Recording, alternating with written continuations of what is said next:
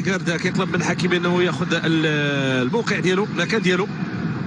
ضغط كبير كيفرضوا الان المنتخب الوطني المغربي على منتخب النيجر. النيجر راجعين للخلف. كره من الجهه اليسرى بالعمري، تمريره عرضيه، فرصه جول.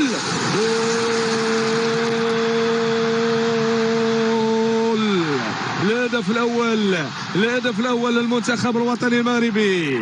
السيباري كيتمكن من تسجيل اول هدف بالمجمع الرياضي الامير مولاي عبد الله بمدينه الرباط في الحله ديالو الجديده.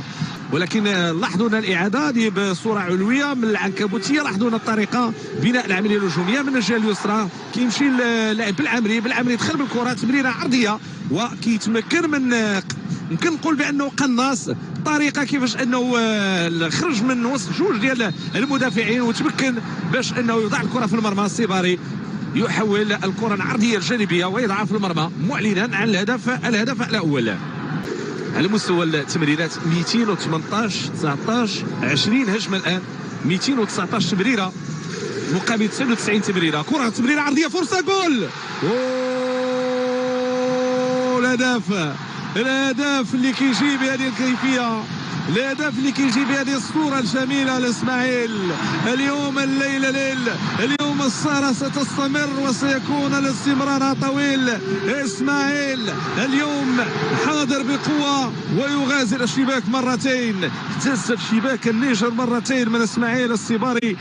هذا كما قلت القناص، وهذا هو المطلوب، لانه القناص يكون في المكان المناسب، ينتظر الفرصه المواتيه، يخرج امام الجميع ويضع الكره في الشباك. شوف التمريره هذه من حكيمي، تمريره عرضيه والسيباري في المكان المناسب. فعلوا ما شاءوا في دفاع منتخب النيجر. منتخب وطني مغربي يسجل ثاني الاهداف، الاولى باقدام السيباري بعد تمريره بالعمري، والثانيه من حكيمي في الجهه المغايره. السيباري يضعها في الشباك، يضعها في المرمى. فرحه كبيره للاعب كبير. عينوي، كعبي، اخذ ورد، اختراق، تمريره في الجهه اليسرى، تمريره عرضيه، فرصه جول. والهدف الثالث.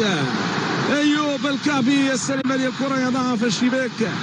نتابع، لاحظونا طريقه التمرير. هنا الكعبي لمس الكره، مشات عند الياس عند بالعمري، تمريره عرضيه جانبيه، والكعبي يضع الكره في المرمى.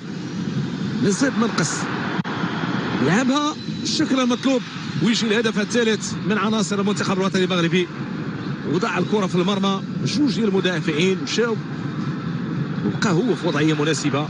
وهذا هو الهدف الثالث، ثالث الاهداف مغربيه. الامكانيات المغربيه المهمه في هولندا. كره مغربيه، محاوله ممتازه داخل منطقه الجزاء، راسيه لم تغادر بعد، راسيه جول.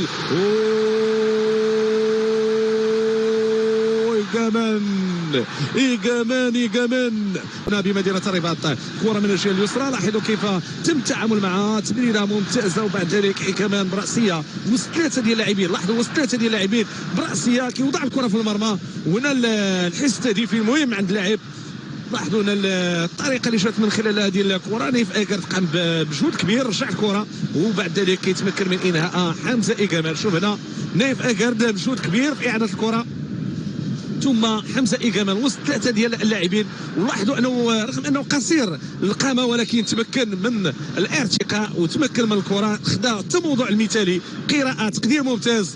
اليوم مشوار رائع، وهذه لقطه من لقطات اسماعيل السيباري، من ابداعات وامضاء اسماعيل السيباري الذي ابدع في هذه المباراه وسجل هدفين. حاولت الاختراق وحاولت المرور، ولكن ضاعت. كترجع مره اخرى مغربيه عند نائل عينوي، فرصه مغربيه، فرصه جول. عزدين ناحي يعود للتهديف. عزدين ناحي يفضل ان تكون المباراه بخماسيه، 5 ديال الاهداف مقابل لا شيء.